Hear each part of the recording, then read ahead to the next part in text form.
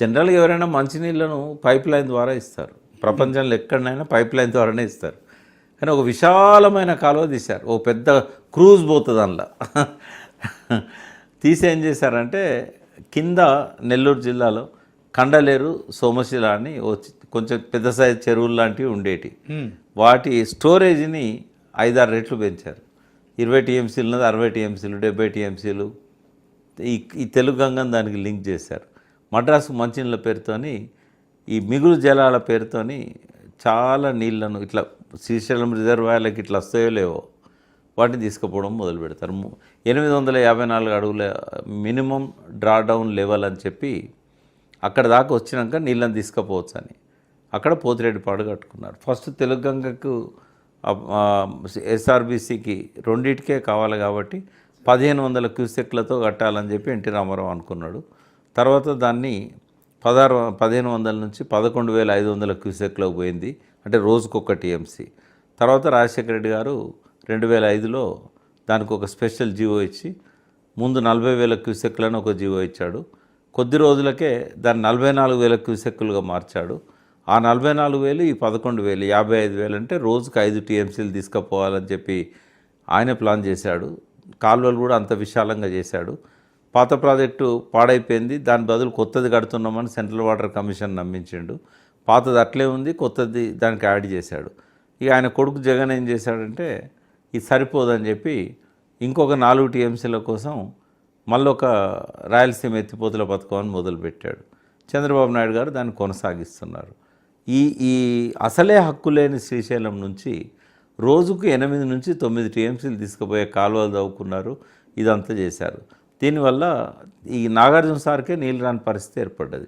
ఈసారి పైనుంచి వర్షాలు బాగుపడ్డాయి మహారాష్ట్రలో, కర్ణాటకలో, తెలంగాణలో కూడా, కృష్ణా బేసిన్లో. అందువల్ల ఏంటంటే వరద నీరు వచ్చింది కాబట్టి తొందరగా నిండినాయి. కానీ 4-5 ఏళ్ళకి ఒకసారి కూడా ఇటువంటి పరిస్థితి ఉండదు. నాగార్జున సార్లకు నీళ్ళే రాకుండా శ్రీశైలంలో వచ్చిన నీళ్ళని వచ్చినట్టే వెనక్కి మళ్లించుకొని పోతూ ఉన్నారు.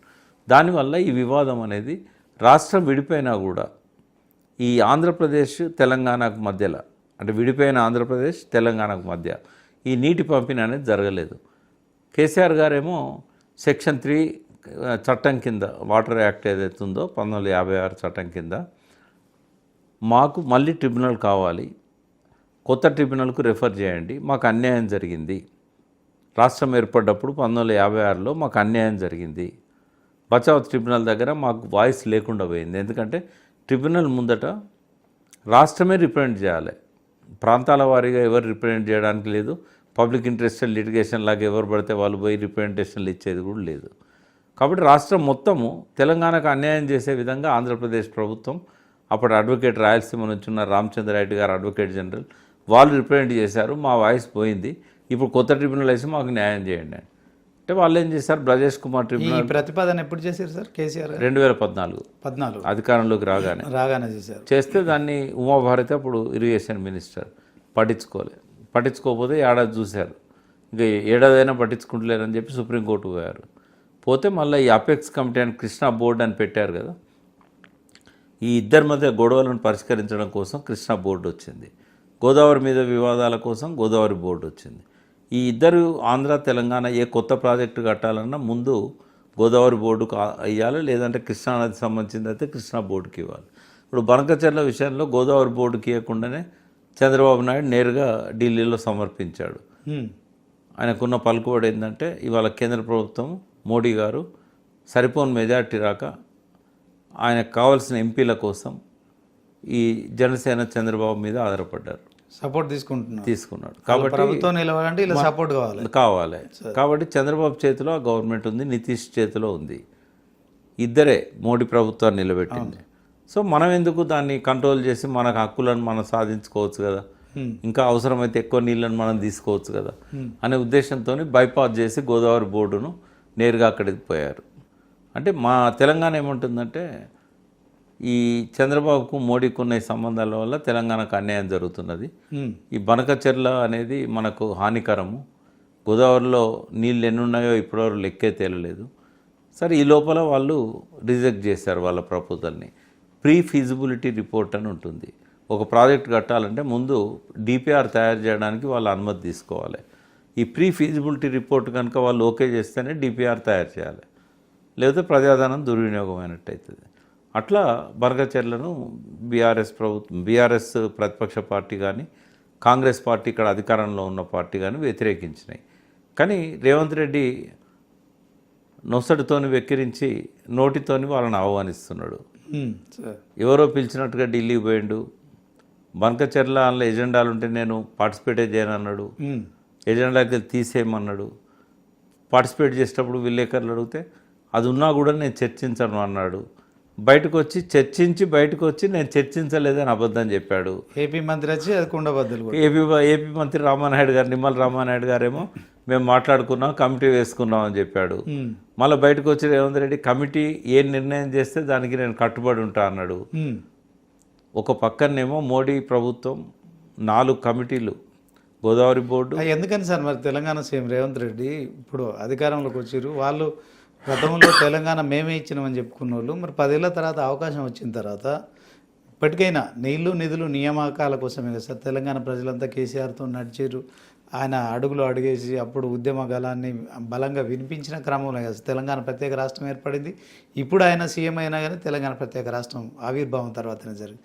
సో 10 ఏళ్ళ తర్వాత అయినా కూడా ఆయన ముఖ్యమంత్రిగా ఉన్నప్పుడు భవిష్యత్ తరాల దృష్టిలో ఆయన ఆలోచించి ఇప్పటి వరకు జరిగిన నష్టం చాలా హెవీగా జరిగిపోయింది. ఆల్రెడీ మీరు అన్నట్టు 2 కెనాల్స్ నుంచి శ్రీశైలం వాటర్, కృష్ణ వాటర్ అంతే వాళ్ళు తీసుకెళ్తున్నారు. సో ఇలాంటి క్రమంలో కూడా ఆయన ఎందుకు అని రేవంత్ రెడ్డి గారు తెలంగాణ సీఎంగా తెలంగాణ ప్రజల కోసం ఎందుకు ఆలోచించారు? అంటే పొలిటికల్ ఈక్వేషన్స్ ఉంటాయి శ్రీనివాస్ గారు. ఇప్పుడు రేవంత్ రెడ్డికి గాడ్ ఫాదర్ చంద్రబాబు నాయుడే. ఎవరు ఒప్పుకున్నా ఒప్పుకోకపోయినా ఆయన జీవితం అనేది తెరిచిన పుస్తకం. ఆయన నా గురువు కాదు, నాకు సహచర ముఖ్యమంత్రి. ఇప్పుడు సహచర ముఖ్యమంత్రి, బట్ ఒకప్పటి నుంచి కూడా ఆయన గురువు. సహచర ముఖ్యమంత్రి అయినంత మాత్రాన గురువు కాకుండా పోడు కదా. ఇప్పుడు ఎందుకంటే ఆయన జెడ్పీటీసీ టికెట్ అడిగితే టీఆర్ఎస్ పార్టీ ఆ రోజుల్లో ఇవ్వలేదు. ఇక్కడ మహబూబ్నగర్ జిల్లాలో ఆ జడ్చర్లకు సంబంధించిన కాన్స్టిట్యున్సీ. అక్కడున్న లక్ష్మారెడ్డి గారు అప్పుడు ఎమ్మెల్యే, తర్వాత కాలంలో ఆయన మంత్రి కూడా అయ్యాడు, హెల్త్ మినిస్టర్. 2004లో నేను చెప్పేది. ఆయన ఎమ్మెల్యే గెలిచారు.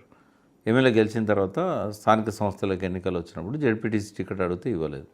ఇవ్వకపోతే ఆయన ఇండిపెండెంట్ గెలిచాడు. ఇండిపెండెంట్ గెలిచి టీడీపీ సపోర్ట్ తీసుకొని మళ్ళీ ఎమ్మెల్సీగా పోటీ చేశాడు. లోకల్ బాడీస్ ఎమ్మెల్సీ ఒకటి ఉంటుంది కదా, అప్పుడు కూడా ఇండిపెండెంట్గా నామినేషన్ వేసి టీడీపీ సపోర్ట్తోని కాంగ్రెస్లోంచి కొంతమందిని తన దగ్గర తెచ్చుకొని ఇండిపెండెంట్ ఎమ్మెల్సీగా గెలిచాడు. గెలిచిన తర్వాత టీడీపీ దగ్గర తీసింది.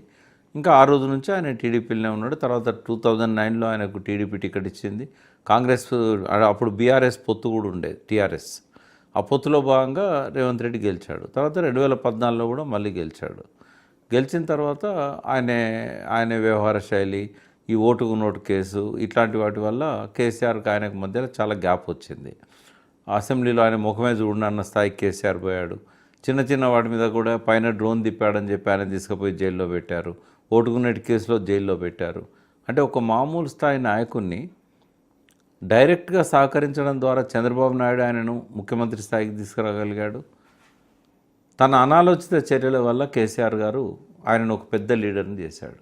కేసీఆర్ అనాలోచిత నిర్ణయాలు అవి, కేసీఆర్ అండ్ కేటీఆర్ ఇద్దరు. అవును, ఎందుకంటే ఓటుకు నోటు కేసు అనేది ఉంది, కానీ అన్నెసరీ పబ్లిసిటీ, అన్నెసరీ ఇంపార్టెన్స్ బాగా ఇచ్చారు. అదొక మామూలు కేసులాగా ట్రీట్ చేస్తే అయిపోయేది. అది బాగా విపరీతమైన పబ్లిసిటీ. దాంతో రేవంత్ రెడ్డి ఒక పెద్ద స్టేట్ లీడర్ అయి కూర్చున్నాడు. అంతకుముందు ఎవరికి తెలుసా అండి, ఆయన దాంట్లో చంద్రబాబు కూడా ఉన్నారు, ఇన్వాల్వ్ అయింది. కాబట్టి దాన్ని అడ్వాంటేజ్ తీసుకొని కేసీఆర్ గారు చంద్రబాబు నాయుడును టార్గెట్ చేసి దానికి విపరీతమైన ఇంపార్టెన్స్ ఇచ్చారు. అంటే కొన్ని కఠినమైన చర్యలు తీసుకున్నారు. ఉదాహరణకు బిడ్డ పెళ్లికి 3 గంటలు 2 గంటలు బెయిల్ ఇవ్వడము, ఇట్లాంటివన్నీ కూడా కొద్దిగా పబ్లిక్ ప్రాసిక్యూటర్స్ అంత రిజిడిటీ అవసరమానండి. ఎక్కడ పోతాడు, ఆయన ఎమ్మెల్యే కదా. అంటే ఇవన్నీ అనాలోచితంగా చేసినాయి కదా. పైన డ్రోన్ తిరిగిందని చెప్పి ఎవరి ద్వారా వచ్చింది డ్రోన్ అంటే రేవంత్ రెడ్డి పంపించిండు. దాంతో తీసుకుపోయి మళ్ళీ జైల్లో పెట్టి మళ్ళీ బెయిల్ రాకుండా చేసి, దీనివల్ల ఏమైంది, విపరీతమైన పబ్లిసిటీ వచ్చింది ఆయనకు. ఆయన చంద్రబాబు నాయుడు సపోర్ట్తోనే ఏకపక్షంగా కాంగ్రెస్ వర్కింగ్ ప్రెసిడెంట్ అయ్యిండు, కాంగ్రెస్ పీసీసీ ప్రెసిడెంట్ అయ్యిండు, ఇవాళ ముఖ్యమంత్రి అయి కూర్చున్నాడు. ఆయనను రేవంత్ రెడ్డిని పెంచడం కోసం చంద్రబాబు నాయుడు తీసుకున్న చర్యలు ఏంటంటే, ఏ కాంగ్రెస్ పార్టీకి వ్యతిరేకంగానైతే జన్మించిందో తెలుగుదేశం పార్టీ, కాంగ్రెస్ పార్టీతో కలిసి ఎన్నికల పొత్తు పోయింది Revanth Reddy, because of Revanth Reddy. 2018 assembly elections తర్వాత 2023 అసెంబ్లీ ఎలక్షన్స్ అప్పుడు తనంతానే కిల్ చేసుకున్నాడు చంద్రబాబు నాయుడు, పోటీ కూడా పెట్టలేదు. అంటే ఇప్పుడు రేవంత్ రెడ్డికి చంద్రబాబు నాయుడుకి ఏం సంబంధం లేదు అంటే ఎవరైనా నమ్ముతారా? అవును. ఆయన కోసం ఆయన పార్టీనే పండబెట్టుకున్నాడు, దాని అధ్యక్షుడే రిజైన్ చేసి టీఆర్ఎస్లోకి వచ్చాడు. ఈ ఇద్దరు కలిసి రేవంత్ రెడ్డిని వాళ్ళ చీఫ్ మినిస్టర్ని చేశారు. రేవంత్ రెడ్డికి ఎన్నడూ కూడా తెలంగాణ మీద మమకారం కానీ, ప్రేమ కానీ, ఈ ప్రజల కష్టాలు కానీ, ఈ నీళ్ళ గురించి గోస కానీ, ఏ నది ఎక్కడుందో తెలియదు, ఏ ఉపనది ఎక్కడుందో తెలియదు.